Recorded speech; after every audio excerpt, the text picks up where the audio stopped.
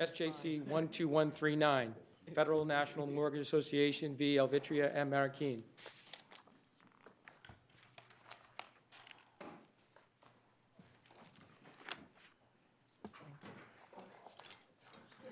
This is for Lou, but he left.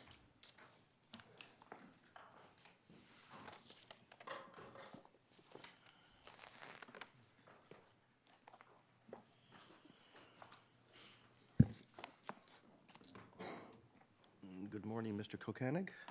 Good morning, Chief Justice Gantz, members of the court. May it please the court. My name is Cody Kokanig. I'm the attorney for the appellant, Federal National Mortgage Association, otherwise known as Fannie Mae. Your Honors, this case can easily be disposed of, and the trial court's judgment should easily be overturned by a straightforward application of this court's binding precedent. By applying the court's opinion in Pinty versus Emigrant, the facts of this case where the notice of intent was sent in October of 2005, the judgment was entered in October of 2015, and this case was not docketed with the appeals court until April of 2016, can only result in overturning the housing court's judgment. I mean, suppose we disagree with that. What about Pinty substantively? How does that, what does that do to your case? Your Honor, applying Pinty substantively, as an initial matter, I think it only really discussed one of the three factors that were raised by the mortgagor in this case. I think Pinty, it obviously says that a mortgagee must strictly comply with the pre-foreclosure notice required by paragraph 22 of the mortgage, but it really only focused on one factor, which was the mortgagor's right to bring a court action. There are a couple of other factors raised here. Well, are you suggesting there were other factors in Pinty that we didn't look at, or just that I just don't think that they were raised in that case. that was Your the Honor. one? Yeah. One of the other issues that is raised here that I think wasn't raised there was the borrower's right to cure after acceleration. In this case, the notice says that the mortgagee must notify the mortgagor of the right to reinstate after acceleration. There's at least two mays in paragraph 22 Correct, Your Honor. of the paragraph that Fannie Mae drafted. Yeah, sure.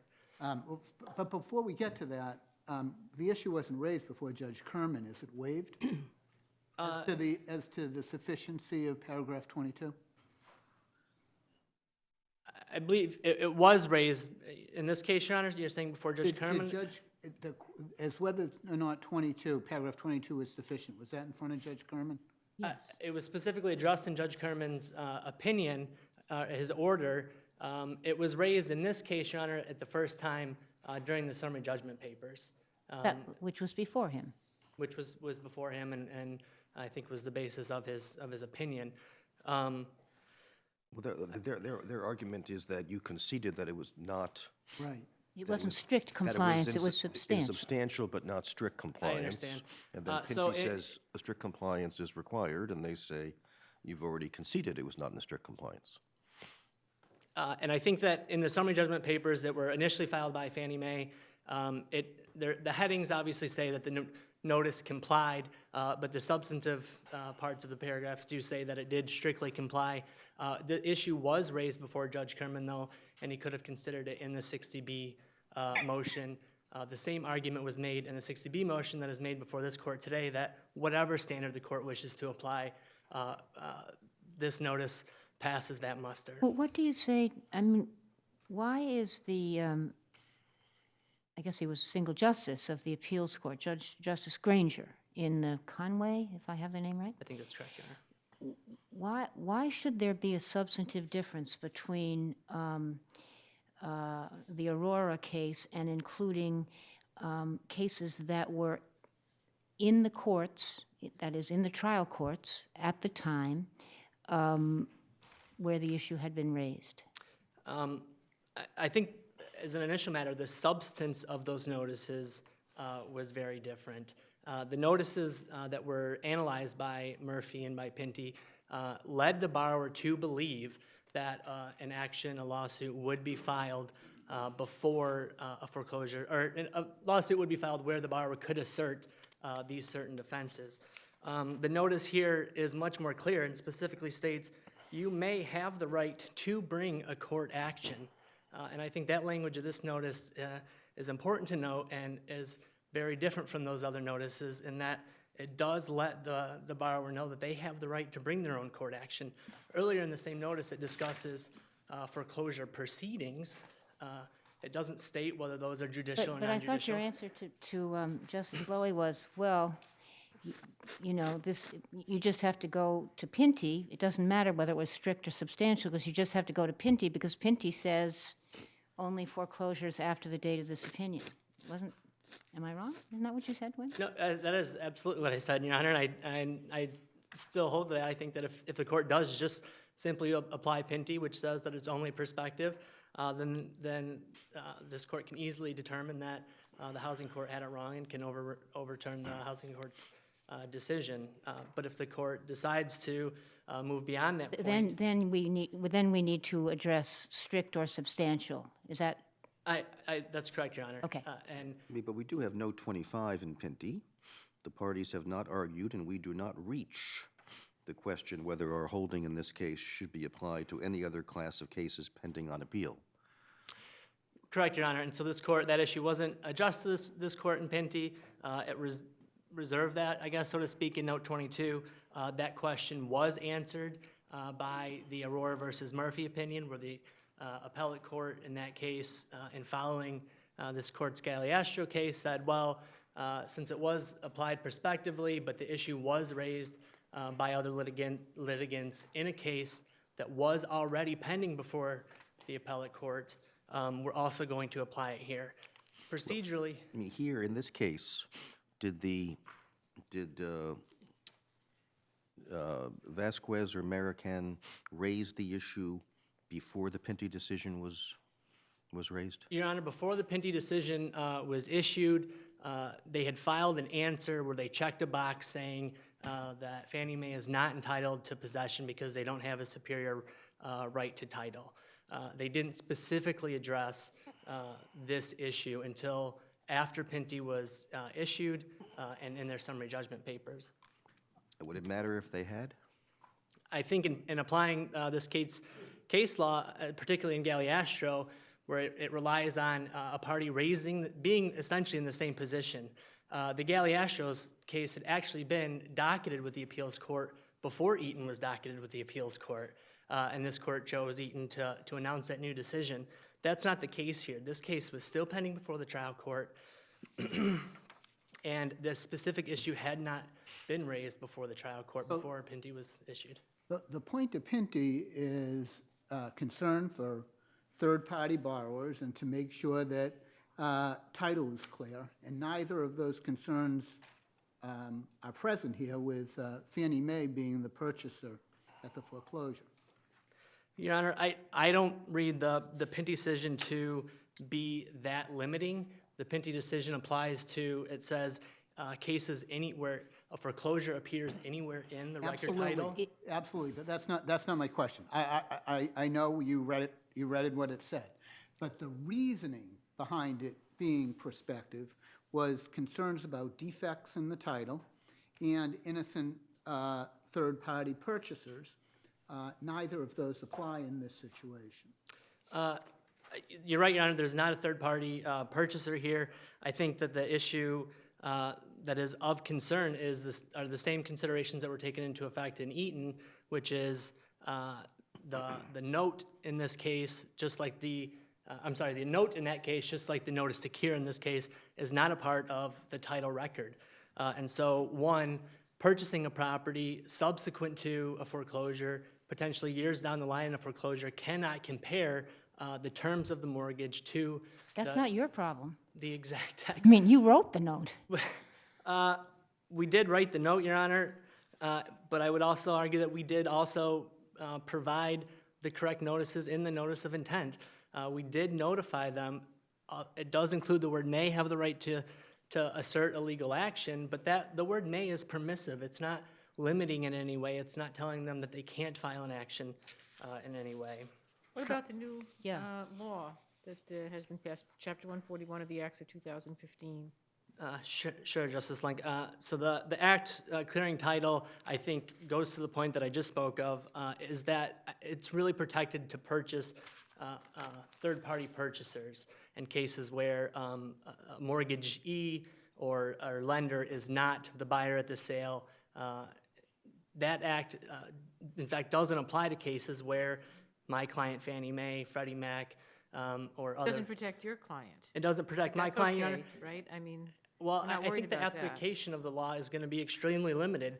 It's got to be not only the lender that purchased the property, but even if it is a third-party purchaser and the homeowner still lives there. So I think the number of actual foreclosures or cases that act is going to apply to is going to be extremely limited. When was the act effective? Judgment was entered here in October 2015. It didn't become effective until December 2015. So It was an after- emergency act? I realize it was enacted after this case. After the judgment was entered, Your Honor. Okay. Subsequent to its enactment, we did bring the 60B motion, and that act was not raised in the 60B motion or in opposition to the 60B motion either. It could have been brought before the trial court at that time, but it wasn't. Does the act specifically say that it doesn't apply to Fannie Mae? It specifically names Fannie Mae, it specifically names Freddie Mac, it names the Federal Housing Association, and excludes any foreclosures that are currently owned by the lender or their servicer or related entities like that. One of the other issues raised is the use of the term proceeding, and I think it's important to note, although I understand the distinction that this court has made between section, a notice issued pursuant to Chapter 244, Section 35A, but in that section, the legislator itself uses the term foreclosure proceeding.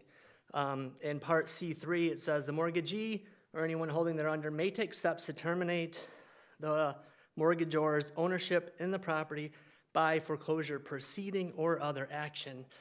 The legislator is aware that a lender can foreclose by judicial or non-judicial options in this state. Knowing that a lender has both of those options, it too uses the term foreclosure proceeding. So to say that my client's use of the same term is misleading, I think is unfounded.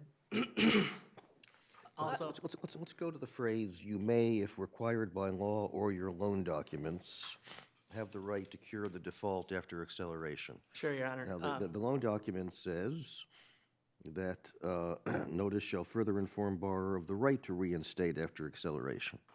So what is why is that made conditional upon whether it is required by law or your loan documents? Your Honor, because the right to cure is not unconditional.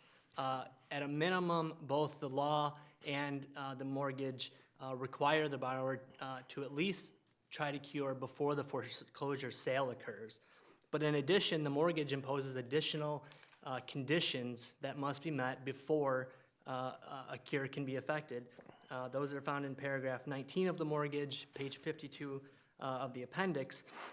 They include paying all sums required. It includes curing any other defects that are covenants of this document or other agreements between the parties. It requires the mortgagee to pay other sums that the lender may have incurred, and it also requires the mortgagor to take other steps that the lender deems reasonable to protect the lender's interest and also the borrower's obligation to perform under the loan documents. So Does that suggest that you could cure the default and still not have the ability to reinstate? I think that it does, Your Honor. I think that as a condition to reinstatement under the loan documents, you have to cure the default, but you also have to meet these other conditions, including curing other defaults or breaches of other covenants of the same loan documents. And if those are not cured, you say the default is still cured, but those are not? No, Your Honor, I would say that the cure is not, the default is not cured unless you meet all of these requirements. Right, well, or that's my conditions. point. My point is that if you cure the default, then you should have the right to reinstate. The issue is whether you've cured it, not whether or not curing is sufficient.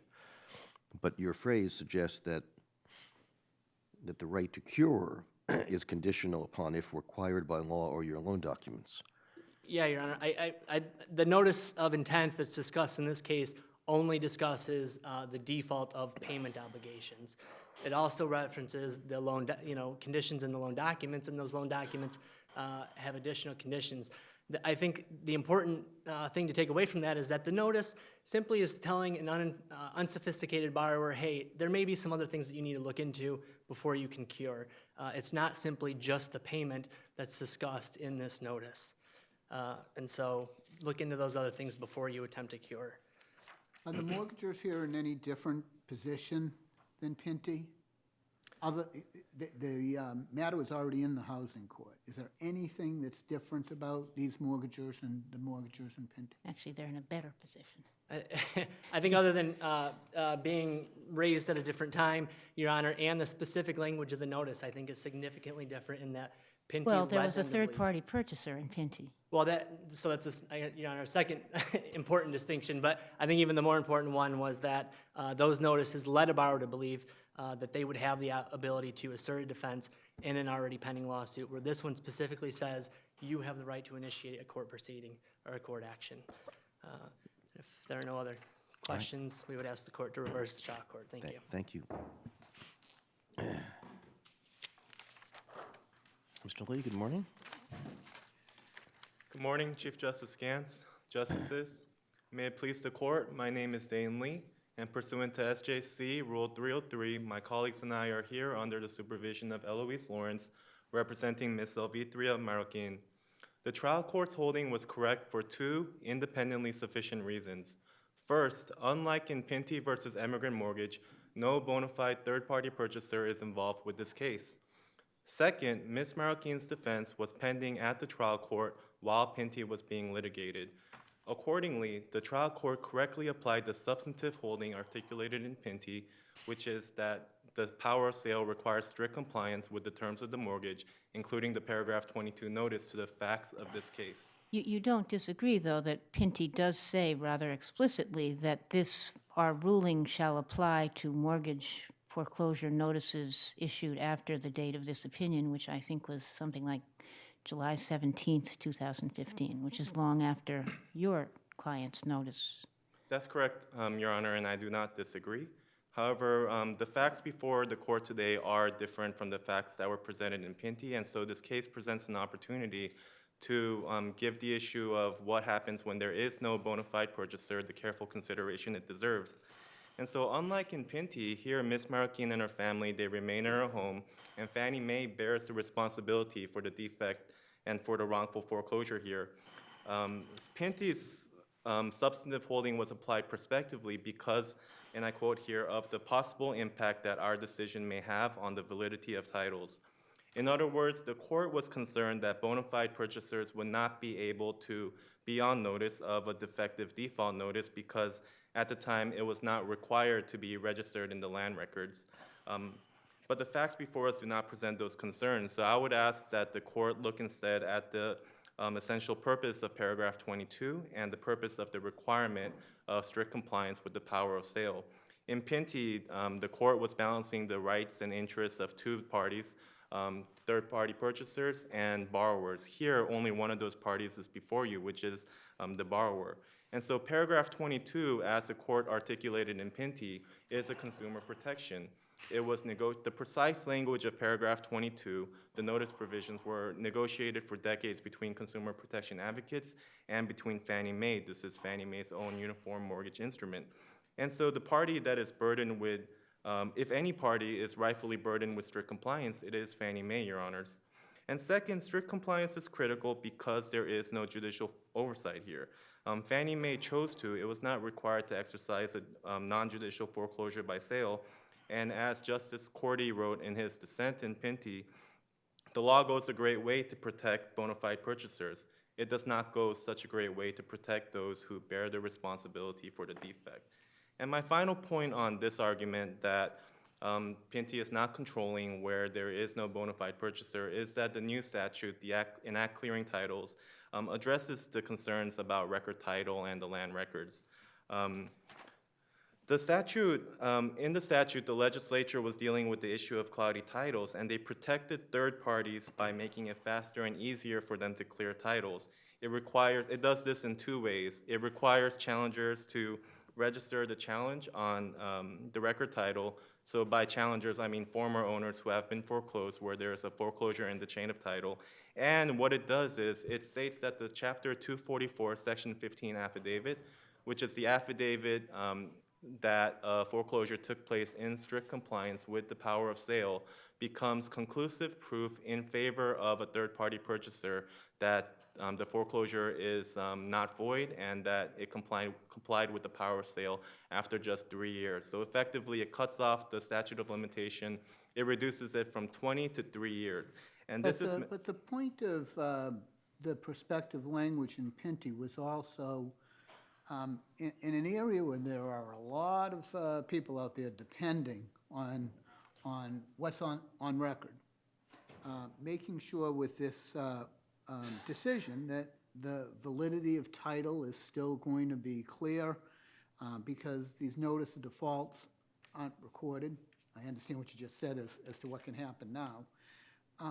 And that it was a decision to just put down a period of time to lessen the impact. And the decision, I don't think, could have been clearer in saying that. I agree, Your Honor, and the point I wish to make is that with the statute, that concern has largely been addressed. For example, it's been in effect for over a year, and for the notices that were sent before Pinty was issued, before 2015, their statute of limitations has already expired about a week and a half ago. And so there is no large-scale concern that applying or not having Pinty be prospectively applied when there is no third-party purchaser, it can't wreak havoc on the title system. The new statute of limitations already addresses those concerns. The second point I would like to make... If the principle is to put your client in the same position as Pinty, wouldn't he have had to bring this argument or to claim a Pinty-type argument before Pinty was decided? That's correct, Your Honor, and I disagree with my brother. This issue was clearly raised in her answer to the post-foreclosure summary process eviction here. Ms. Marroquin clearly raised both Wayne versus Abbott and Chapter 239, Section 1, both of which require that summary process is only available if the foreclosure took place in strict compliance with the power of sale, and Wayne versus Abbott also requires the same thing. The defense was specifically raised, and both parties were on notice that the paragraph 22 default notice would be the dispositive issue here, as evidenced by Fannie Mae's affirmative motion for summary judgment, which was filed 1 month before Pinty was issued. And so... And made reference, the one filed a month before it was issued made reference to paragraph 22? Yes, Fannie Mae's affirmative motion made clear its detailed position on the Pinty issue, which did come out differently than Pinty did, and on the default notice itself. If you, I should remember this, but I don't. With respect to the amicus, was the issue of this paragraph 22 raised in the answer, or anyway, raised in the proceeding, if you remember, or no? With respect to the amicus, I apologize. Okay, there's no reason you should. I just didn't know if you remembered it. No, okay. And so I would turn to the trial court's application of the Pinty rule here, where Ms. Marroquin's defense was pending at the trial court. Well, I would like to start by pointing out that the usual rule is retroactive application, especially when no new doctrine is being promulgated and when it's a matter of statutory interpretation. Here, prospectivity is an exception that's sometimes applied in cases of property law for a particular set of reasons. And for the limited universe of cases that were pending at the trial courts when Pinty was issued, those reasons do not apply. To illustrate, for these cases, there's ongoing litigation, so all parties involved know that there is a challenge or there is a potential issue with the default notice. And so we asked the courts to apply the logic that was used to apply Eaton's prospective ruling to cases pending appeal on Galliastro, and to find that the same logic applies equally to Ms. Marroquin's challenge, which was pending at the trial courts. 2 points, Your Honors. First, for this to apply the Pinty rule to this limited universe of litigants would preserve the fundamental principle that like litigants should be treated similarly. And because all parties are on notice, it would not offend or conflict with the reasons that animated this court's prospective application of Pinty, so long as it applies to this limited universe of cases. And it prevents the Pintys from being chance beneficiaries of the rule that was announced. And second, it would preserve the incentive for litigants such as Ms. Marroquin to assert their rights and challenge their foreclosures and challenge the law. And there's no principled reason to cut the pipeline in half at the appeals court stage, Your Honor. If you accept the reasoning in Galliastro that was applied in Murphy, the same reasons apply equally to litigants pending trials such as Ms. Marroquin. Can we go back, I'm sorry, to the summary judgment in the housing court, please? Did the mortgagors contest at summary judgment the issue of the adequacy of paragraph 22? Yes, Your Honor. Ms. Marroquin contested in detail the default notice sent here in its cross motion to summary judgment and in its opposition, which was filed a week after Pinty was issued. So would it, I mean, if the case had been on appeal and the matter had not been argued below, but had been argued only after Pinty would apply, taking only your second argument, would you say that you would prevail? Basically, if the argument is made after the Pinty decision, if someone says, oh, I now can waive the Pinty opinion, and I hadn't thought of this before, but I now bring it, does that mean that it may apply because it was brought at that time in the trial court or on appeal? No, I don't believe so. I believe the issue would have had to, the defense would have had to be raised specifically either or at the trial courts, whether it's pending on trial courts or at appeal when Pinty was decided. It would have to be raised. Your principled argument is to be in the same position as Pinty. You would have had to make a Pinty-type argument before the Pinty opinion issued. Yes, that's correct. And so we asked that the court affirm that Fannie Mae's foreclosure is void, and the 2 points that I make are independently sufficient. Either one would grant Ms. Marroquin the relief that she deserves, but So I'm sorry, to go back to Chief Justice Gantz's question. You would have had to specifically raise it, but I think what Mr., how do you say your name? Kokanik said was that what your client did was simply check a box saying it was void, right? That they didn't have title? So that could cover a host of reasons. In other words, there wasn't something specific about paragraph 22. But you're saying that that was enough? that's correct, and I am saying that was enough. There were 2 boxes checked, and that's because my client was pro se at the time she No, filed. I'm not questioning her. I just want to see if I can understand that because the void was checked, it incorporates this. It's a little bit more than the void. It's that it was specifically alleged by the boxes that were checked that the foreclosure did not take place in strict compliance with the power of sale. And so we are 1 step along, but I agree Okay. paragraph 22 wasn't specifically written out. But I gather you said, tell me if I'm wrong, that the other side understood that paragraph 22 was at issue because when they moved for summary judgment, they raised that issue in seeking to obtain summary judgment. That's correct, Your Honor.